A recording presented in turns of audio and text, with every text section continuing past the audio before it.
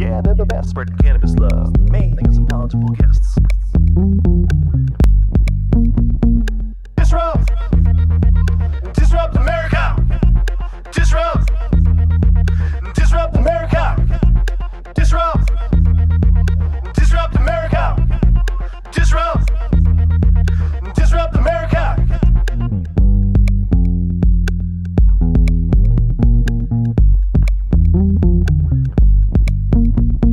Mike and Eric coming at you every day. Hell yeah, they got something to say. Talking about cannabis with all the guests. Don't you know they are the very best? Disrupt! Disrupt America! Disrupt! Disrupt America! Disrupt! Disrupt America! Disrupt! Disrupt America! Yeah, folks, it's a cannabis show. We get super high. Ratings, don't you know? Friends, join us. Come on the show. Tell every single person that you know. That Mike and Eric, yeah, they're the best. Spread cannabis love. Me, think of some knowledgeable guests. Disrupt! Disrupt America! Disrupt! Disrupt America! Disrupt! Disrupt America! Disrupt! Disrupt America!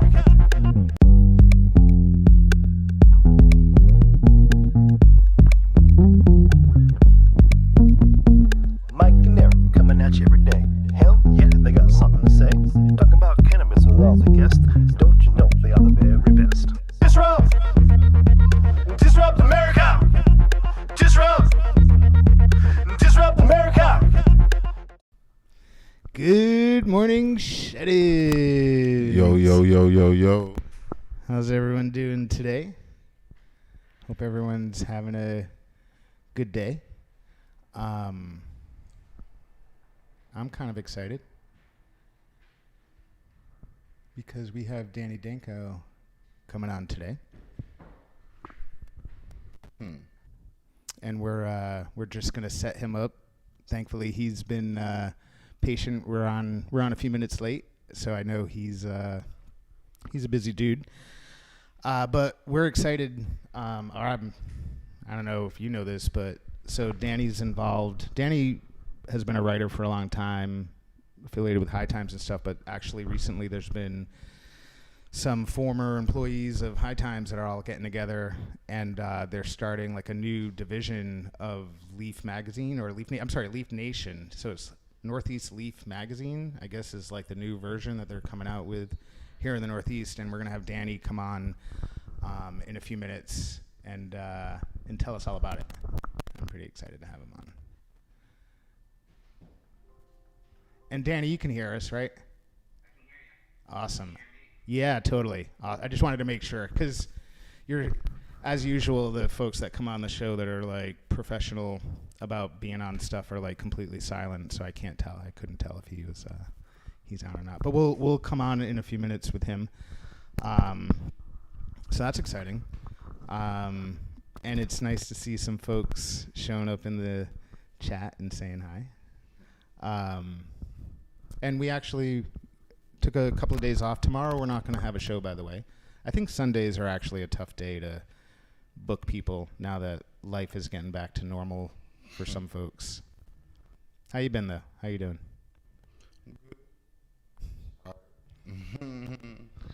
Yeah, the weather's been kind of weird. Take my pills. Oh, your like your workout pill stuff.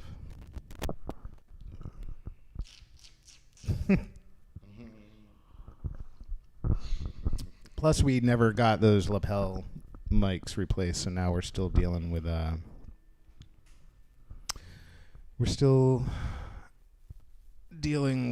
just fixing the audio here. We're still dealing with these stupid handheld mics.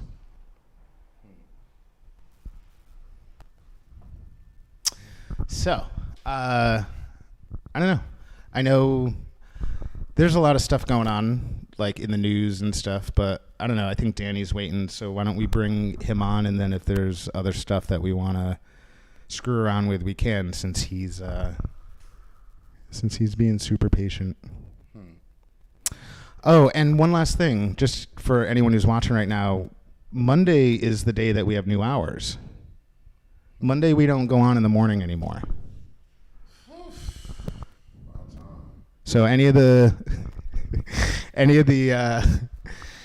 shows that we're gonna have Monday moving forward is gonna be at 7 p.m. Eastern time for all of you out there that are wondering, and we'll put a post out there.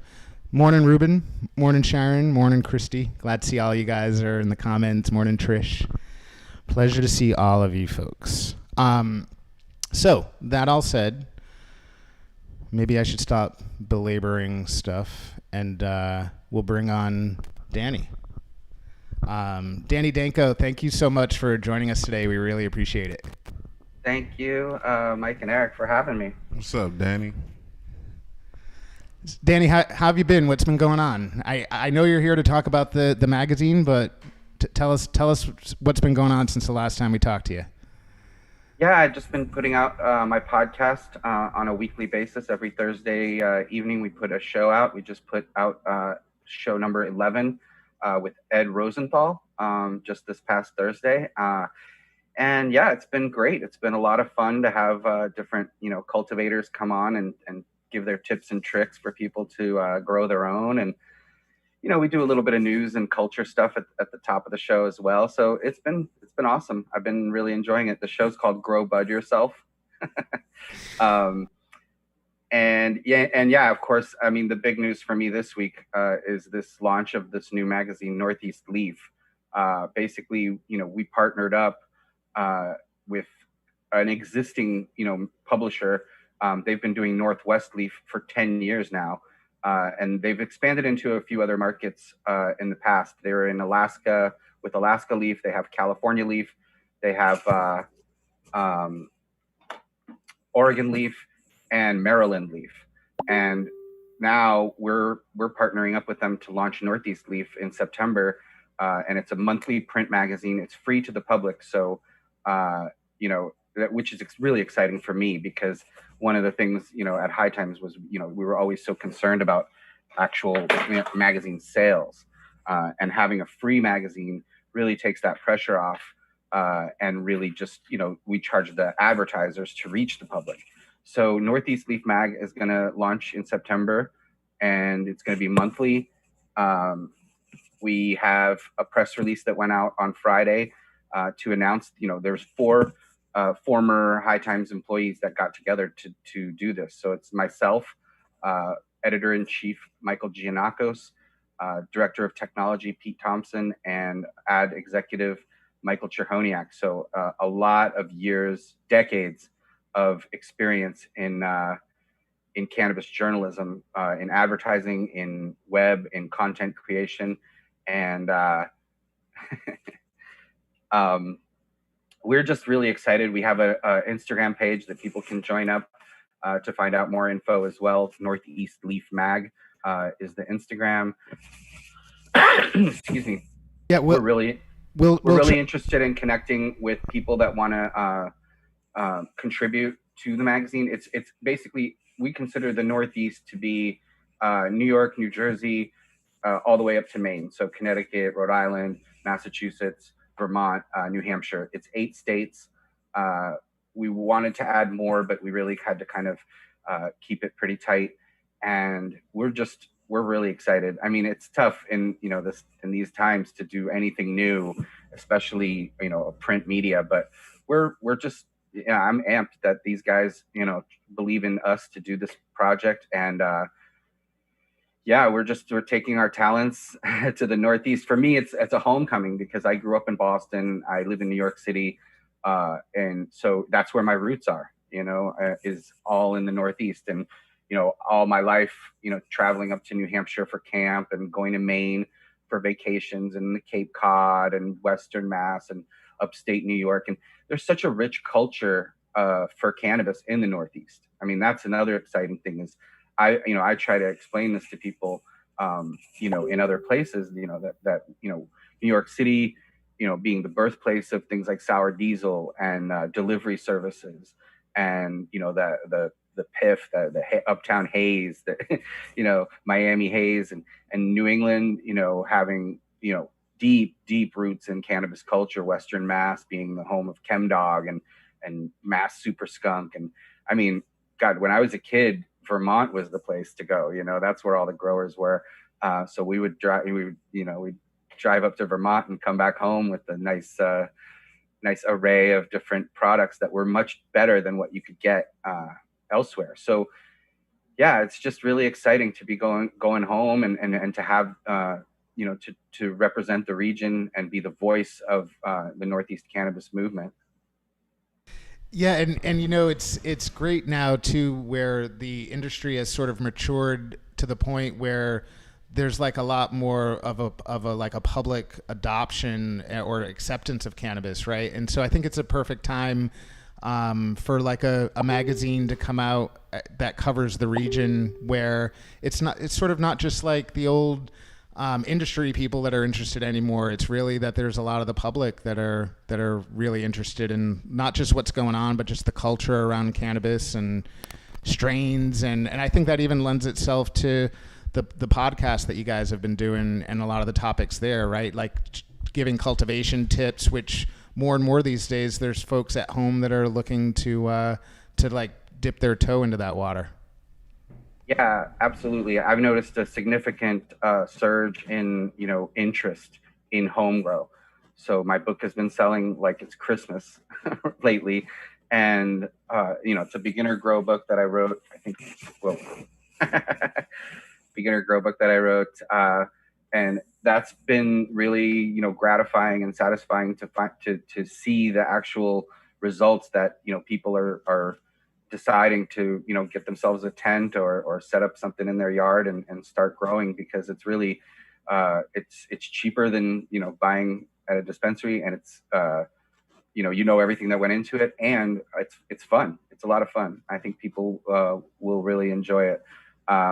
As for Northeast Leaf, I mean, we're going to have cultivation stuff, but we're also going to be covering the dispensary scene, the culture, the news. We really want to be the voice of the entire community, the industry and the culture. So it's just really exciting because, these guys have been doing this for 10 years already out in the Pacific Northwest.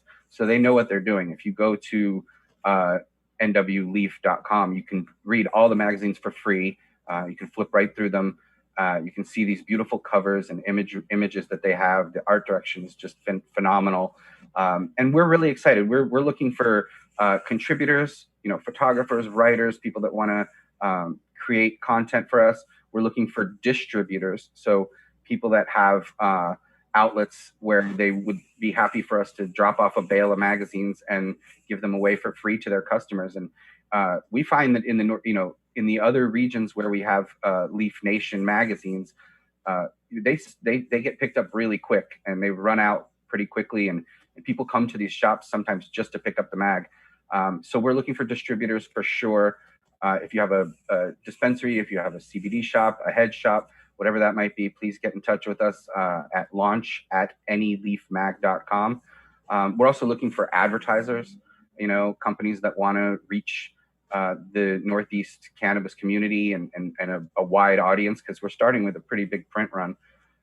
So I do think that, we're going to be in a lot of places, and we're going to be seeing a lot of eyes on the magazine. So yeah, I mean, we're looking into even having subscriptions as well for people that, want to have it arrive right directly to their house. And it starts in September. So we really have a very short period of time until we're chugging along with monthly issues. And it's just, yeah. I haven't been this excited about something in a long time. In the last few years at High Times, I don't want to go too deep into it, but it hasn't been like it was before, where we were really like a family, and we had our ears to the community, and that sort of fell by the wayside a little bit over the last few years. So for me, this is like, it's everything I wished and wanted, to be, which is the, part of the community, part of the industry, and reporting on cannabis, basically, to be the voice. And that's what's so exciting for me.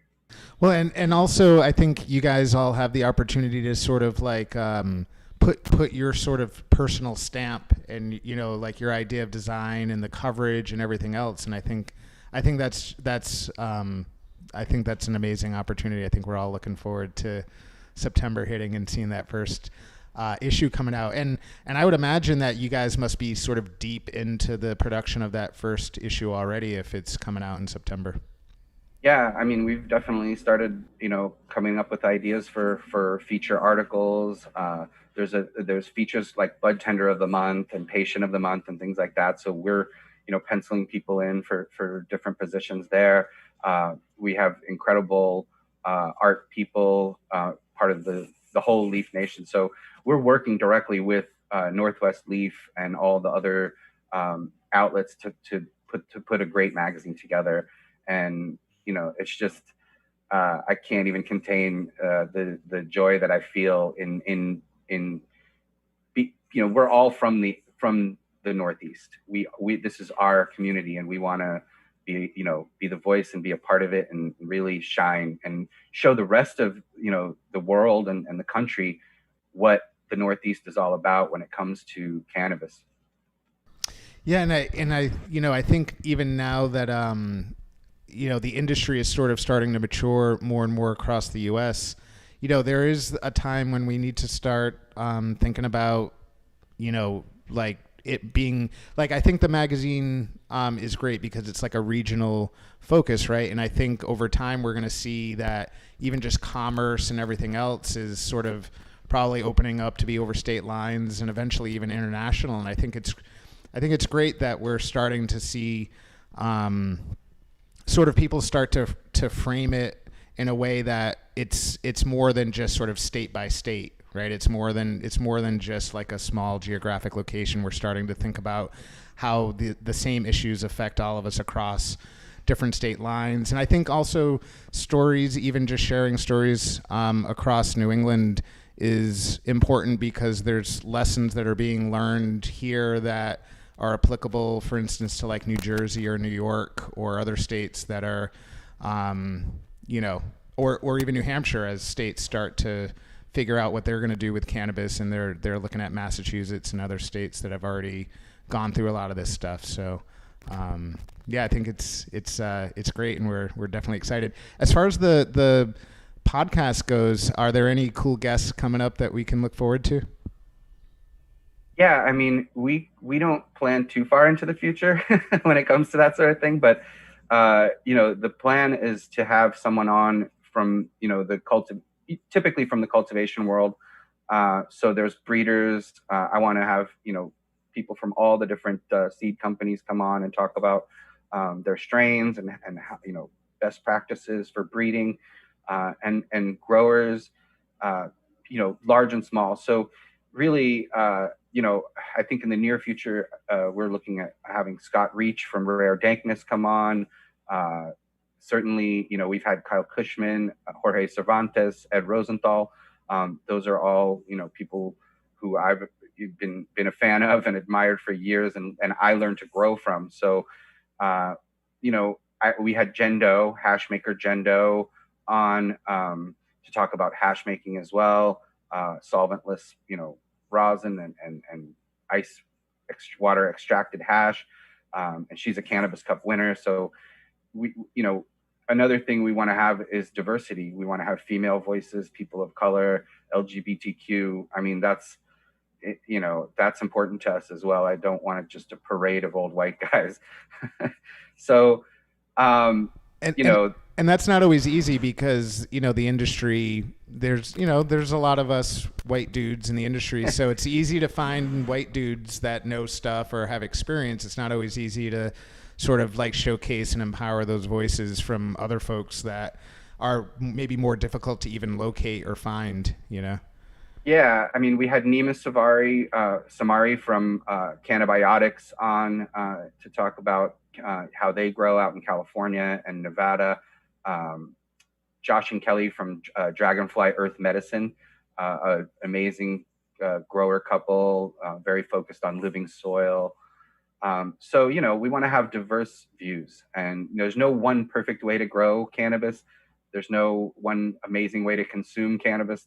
There's so much diversity in how it's created, how it's consumed, how it's extracted, and not, we also want to include the hemp world as well, because now there's so much interest in hemp farming.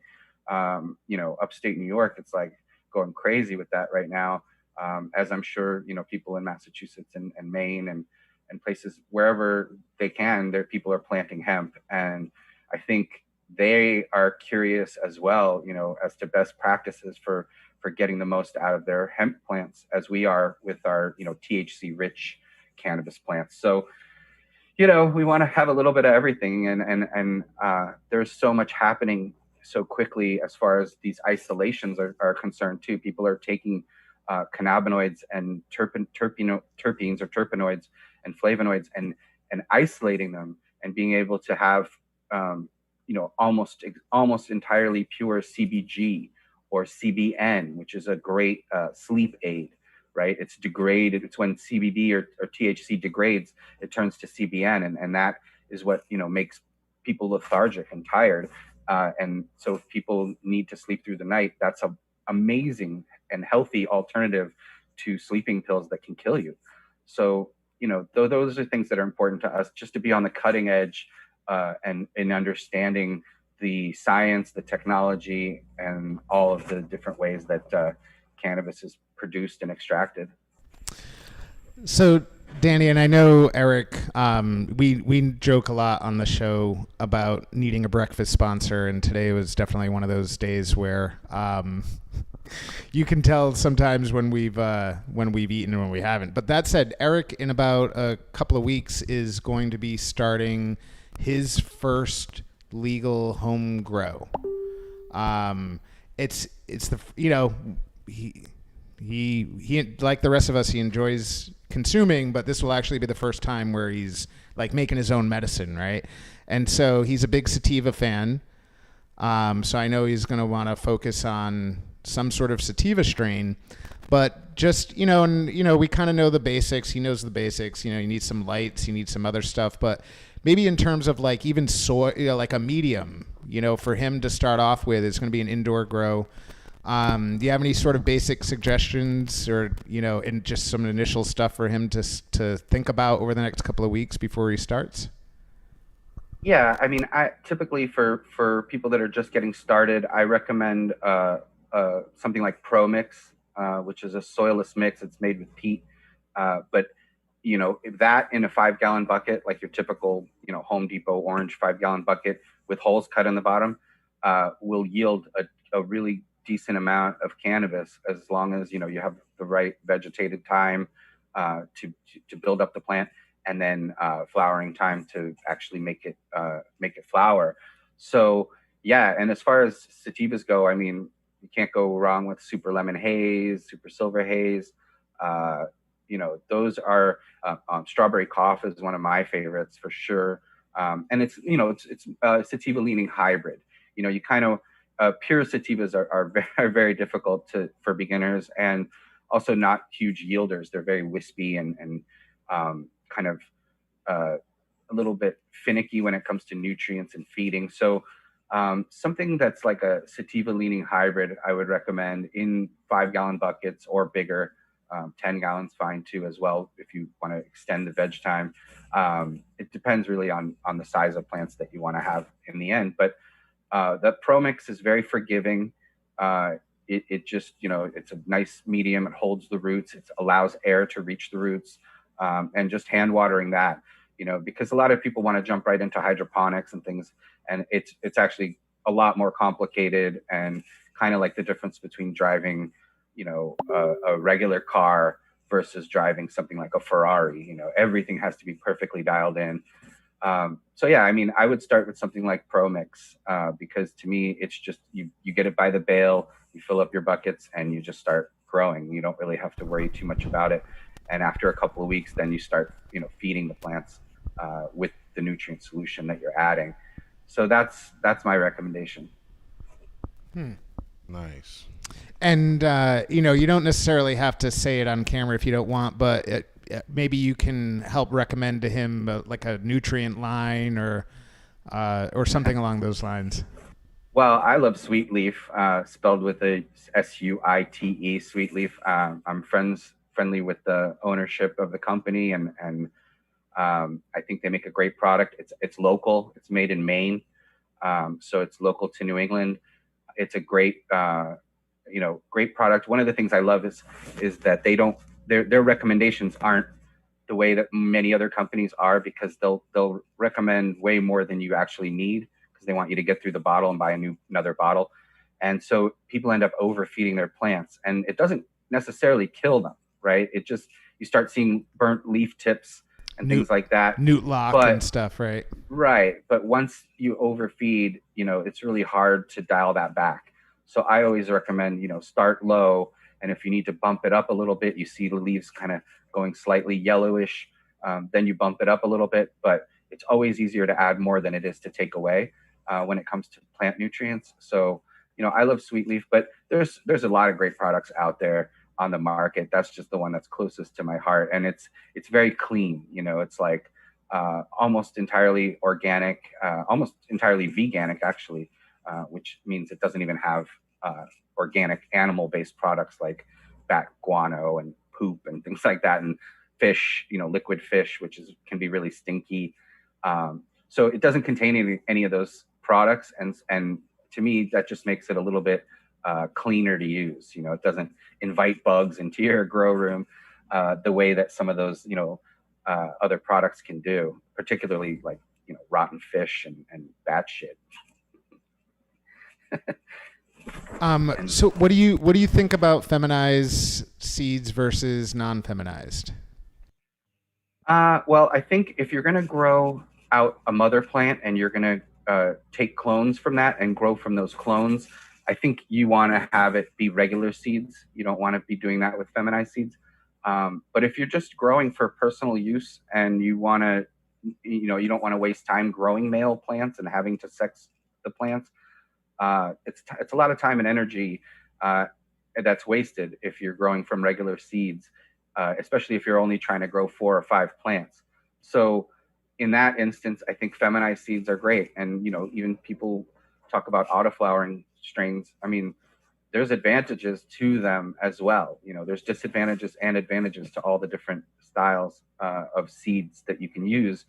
But again, if I was going to grow for a mother plant that I was going to continuously take clones from to grow, I would grow regular seeds for that, because you really want that hybrid vigor that you get from when 2 different strains, very different varieties combined together. Whereas, with feminized seeds, those have been somewhat homogenized, so to speak. Like you're not going to get an amazing keeper phenotype, but you are going to grow some decent plants. So it's really up to, the person based on the situation that they're growing in. Some people like to grow every plant from seeds. Some people like to have a female mother plant that they take clones from, particularly indoors, because the clones act in the same manner. When you grow from seeds, you can get a plant that grows taller than the one that's next to it, and you have to train it. And when you grow from clones, you have a completely level canopy, so it's more efficient indoors. Outdoors, doesn't matter. But for indoor growing, if you want that level canopy, then clones are the way to go. Well, and I guess also if folks are at home and they're sticking to like the legal plant count that's allowed in their state under their whatever their particular situation is, I guess maybe the idea of growing some male plants and then having to cull them and get rid of them, and now you sort of utilize that plant count, that legal plant count, to grow some male plants for a while, then you're throwing them away, and now you're actually now you're under that legal plant count. And I don't know, I mean, you can speak to this better than I, but it feels like the work to cultivate 1 or 2 plants is probably not too dissimilar from the work to cultivate 6 plants or 12 plants. Yes, absolutely. So if someone was just going to want to grow 4 plants in a small tent, I would probably say, go with feminized seeds at that point, because in that limited space, you just don't want to waste space, time, energy growing males that you're eventually going to have to kill and aren't going to provide you any medicine or flowers. So Danny, you had mentioned, I think it was this one strain that you had recommended to him was it Super Lemon Haze? Yeah, Super Lemon Haze is a great one. And I don't know that there's a good answer these days that we're almost allowed to talk about, but like, is there a particular place that Eric can look for those, or?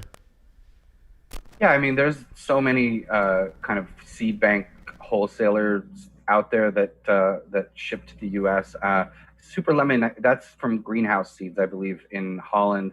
I'm not sure. I don't think that they directly ship to the U.S., but there's plenty of companies in England, in the UK, or in Spain, and even some here, I think, in the US at this point that will ship those.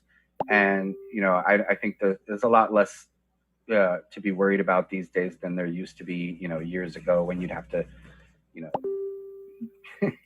get them shipped to a different location and things, or bring them yourself back from Amsterdam. And now it's not quite, I wouldn't say it's quite as risky, these days. The worst that's going to happen is you won't get the seeds, or they'll be irradiated. That's another thing that they do now, is they'll like zap them with radiation, and then they won't open, they won't germinate. Wait, that sounds like, I mean, that almost sounds a little malicious, to like zap people's seeds and then they're going to spend all that time trying to grow them and to have nothing come out like that. Just take them, like, just keep them at that point. Don't zap them. Like, you're just messing with us now.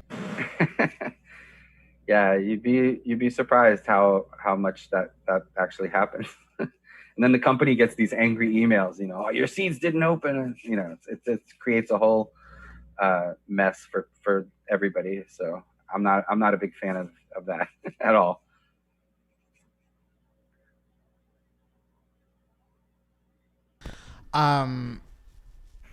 So Danny, we're really excited to look out for the magazine coming out in September.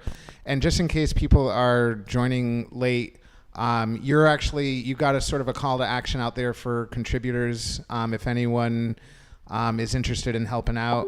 And so I know that we have pinned in the comments, I believe, the website for the magazine, but can you remind us again of how people can get a hold of you guys if they're interested in contributing? Yes, absolutely. The magazine's name is Northeast Leaf Magazine. The website is neleafmag.com. And there's links there to our press release, to our Instagram page, and to the email, which is launch@neleafmag.com. That's if you're interested in advertising, subscription, distribution of the magazine, contributing content, editorial, photographs, or just any general info you want to just help out. Please email us, launch@neleafmag.com. And our Instagram page, which we really want it to grow bigger and bigger. We just got to 100 followers today from yesterday, and that is Northeast Leaf Mag, or @Northeast Leaf Mag. And that's a great place to keep up with what we're doing. Rather than just receiving a magazine on a monthly basis, we're going to be, commenting on the news, commenting on, whatever's important for the Northeast cannabis community. Awesome. And yeah, and we're looking forward to seeing, especially I think with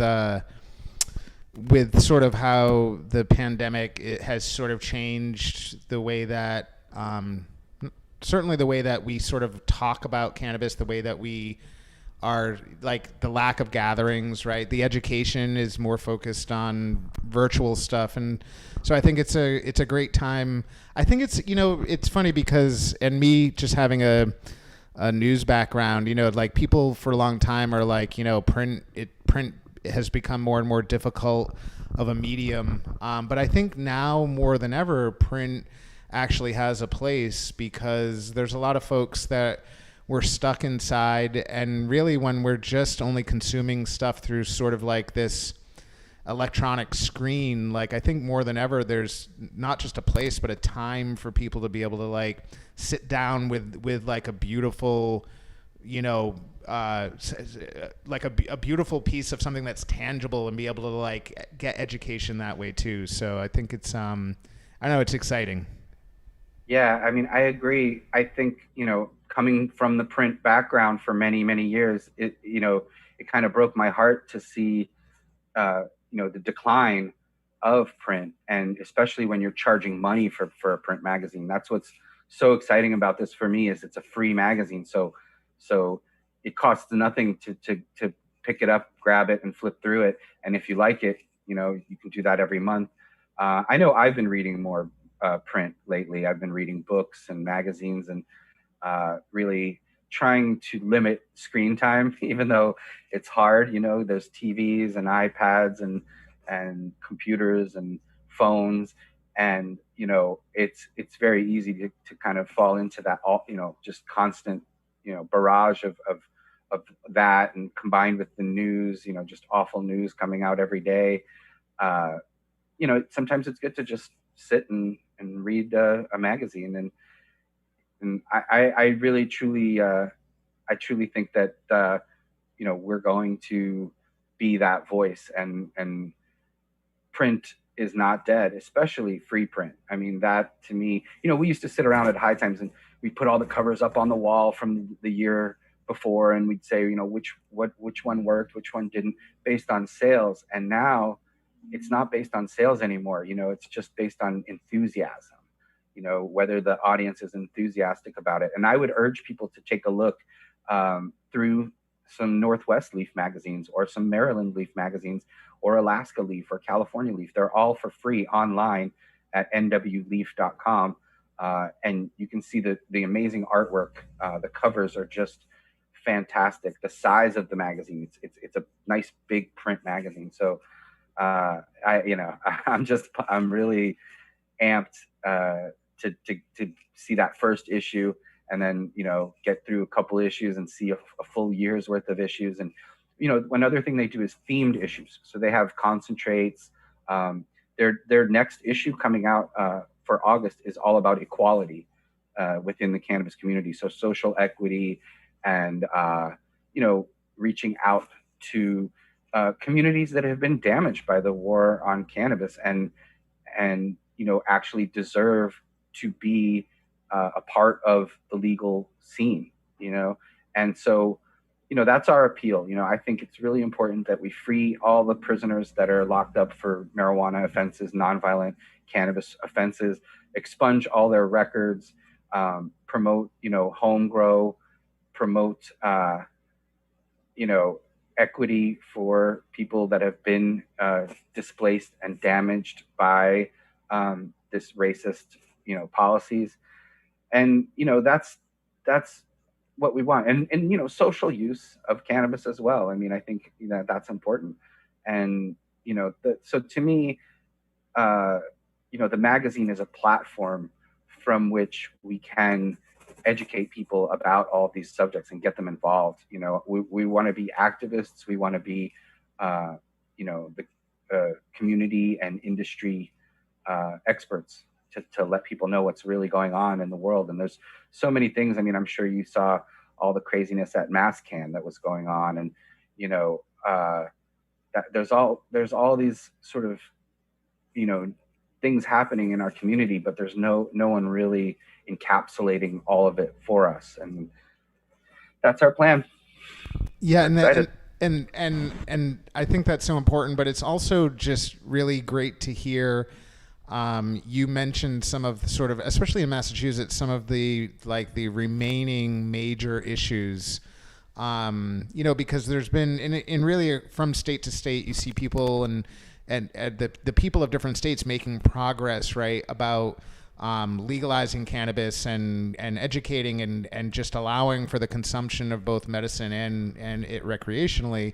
But even across the nation, we still have issues with people still being incarcerated for crimes of which at this point people are making millions of dollars performing the same activities years later, right? And also just the inclusion of not just people of color, but also the people that were damaged by the war on drugs to actually have their fair shot. It's not just about just equality at a certain point. It's even about like reparations to some of those people, and what can we do? How can we let the cannabis industry sort of help to make up for some of that? And I think even just making sure that some of those folks have not just an equal shot, but sometimes even like an extra hand, because, you know, think about it. Somebody who gets out of jail after 20 years of being incarcerated, and now we're telling them, hey, you're going to get a shot, you're going to get extra priority to get your business running. But like at the same time, they don't know, like, who is going to invest into a felon versus somebody who's run a successful business for years that might, you know, not necessarily deserve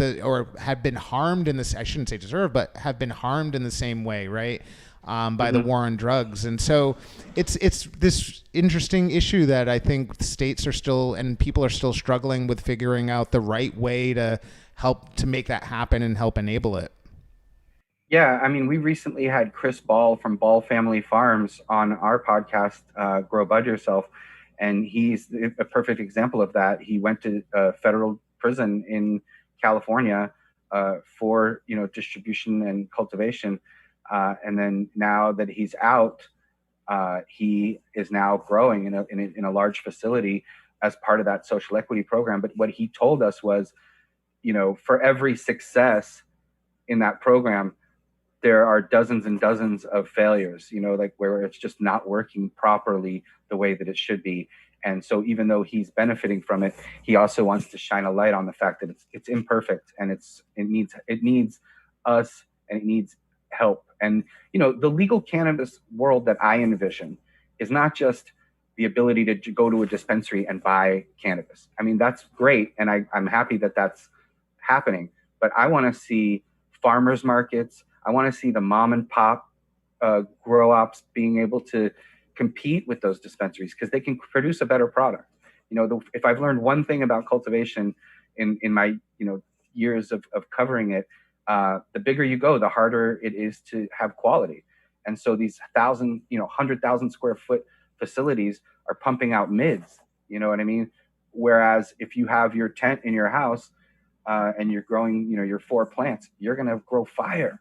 And it's going to be better than anything you can buy at a store. And I envision, you know, a legal landscape where the co-ops and the mom and pops and the farmers markets can compete with the dispensaries. If people want to go to the dispensary, that's great. But I think people should be allowed to grow their own, or they should be allowed to purchase from smaller producers that are local and small batch farms.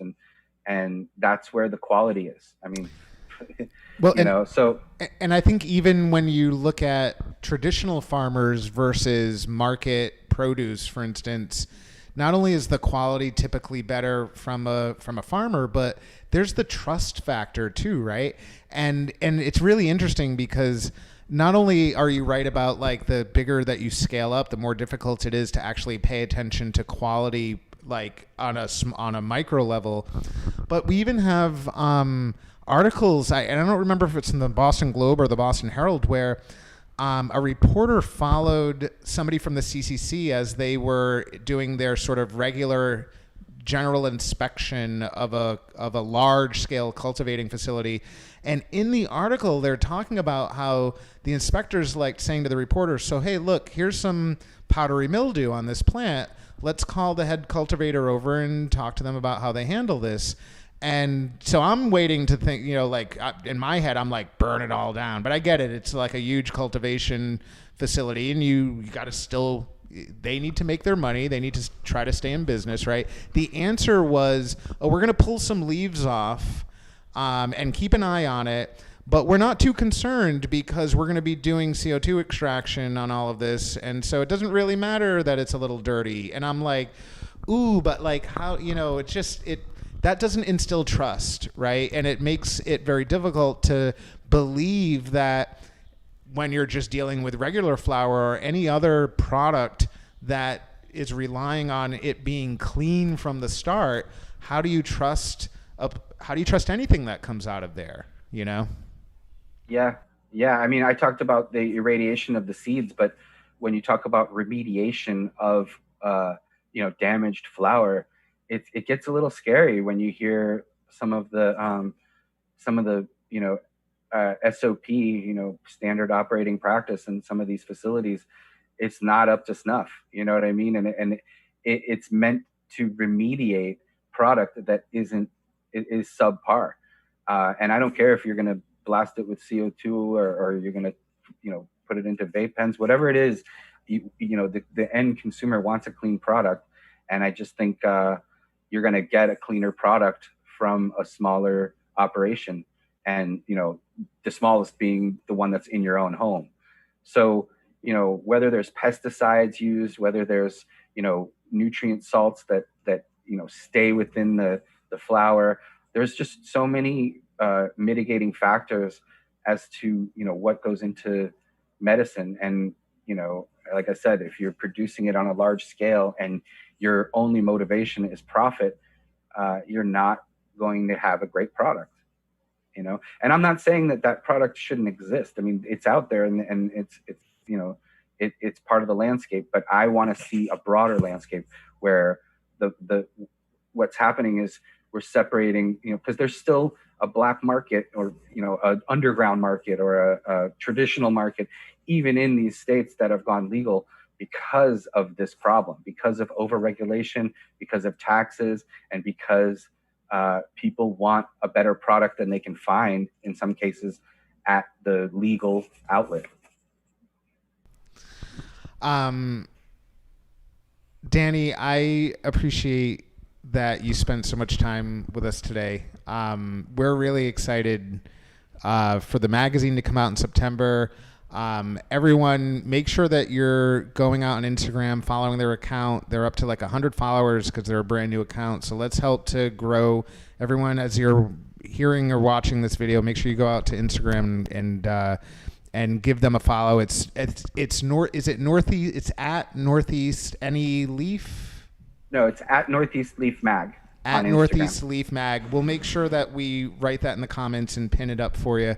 And then also, just as a reminder, for the magazine starting to come out in September, you guys are looking for contributors. So anyone out there who's interested in contributing, they should hit you guys up. Yes, contributors, advertisers, distributors, everybody. We're looking for everybody.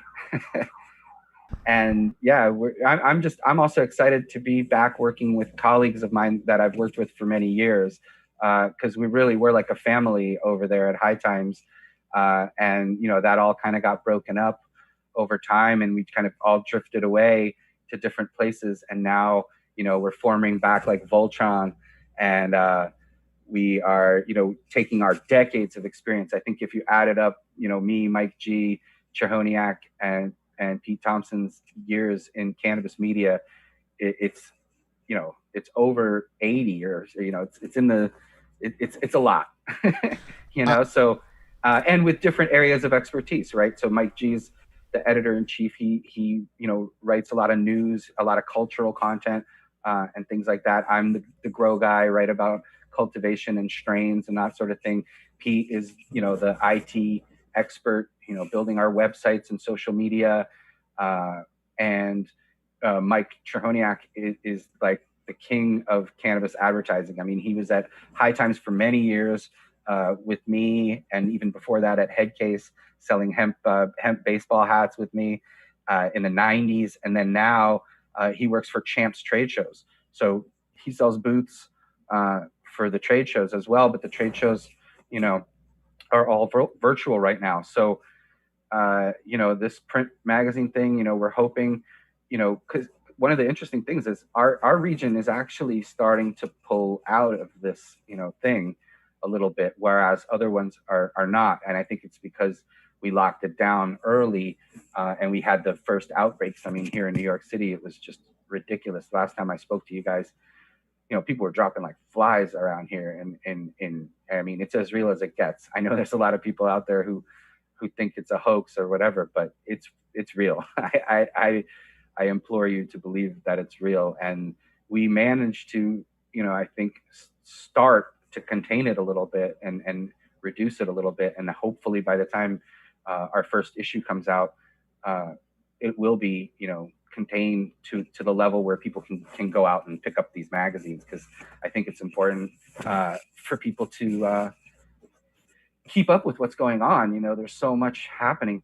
Companies are getting fined now for using cloning solutions. And, so in the cultivation world and the activism world, in all these different worlds that, are part of cannabis, things are changing very rapidly. And so that magazine is our effort to bring a voice to the region. And, we are more than excited to do that. So that's the plan. Well, we're excited for it, and please let us know any way that we can help to support you guys. We're always down to help awesome things in the cannabis community grow and flourish and all that. Thanks so much for hanging out with us today. You spent a long time with us, and we really appreciate it. Anytime. And we look forward to having you back again soon. And I know Eric will be checking out your podcast because, like I said, he's going to start growing soon. So he definitely needs some tips and some help and some guidance and stuff. So. Yeah. What do you think about Cam Newton coming to the Pats, Eric? No comment. What do you think? I think it's a decent idea. We'll see. I'm not a big fan of Cam Newton, but okay. Hey, if you play for the Patriots, you'll end up being good eventually. So right. I'm praying that he does good, and I'm praying that he takes our team far. I think we'll be able to still win 10 games, but I don't know. He's injury prone, and we got to change our offense. So. All right. My bad. I'm I haven't woke up yet. I haven't taken my pills or nothing, so I'm out of it right now. It's all good. It's all good. Get that breakfast sponsor. Get that get the cold brew coffee sponsorship. Oh yeah, that's for sure. Yeah. Danny, thanks so much for hanging out with us. We look forward to you coming back on again. We're looking forward to the magazine, and I'm gonna go out and make sure that I'm following your Instagram account. I want to be one of the first couple of 100. A dude, John, in the audience said, "Great shirt." He loves your shirt.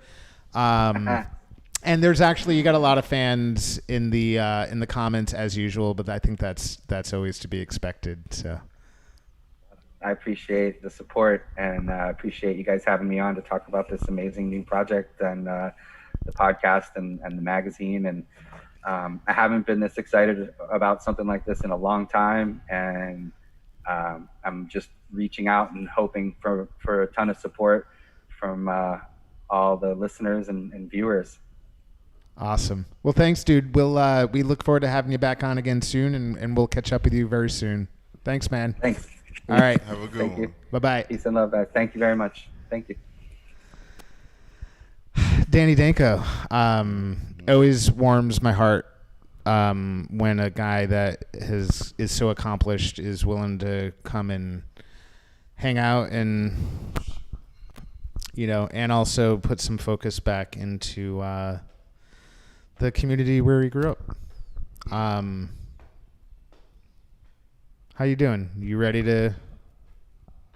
What are you thinking? What? You ready to get out of here? Shit, I'm tired. I know. I was not ready for this. You want to do your No. your quick and dirty? No. You just want to.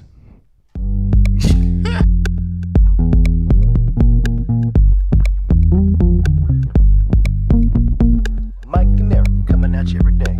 Hell yeah, they got something to say. Talking about cannabis with all the guests. Don't you know they are the very best? Disrupt America.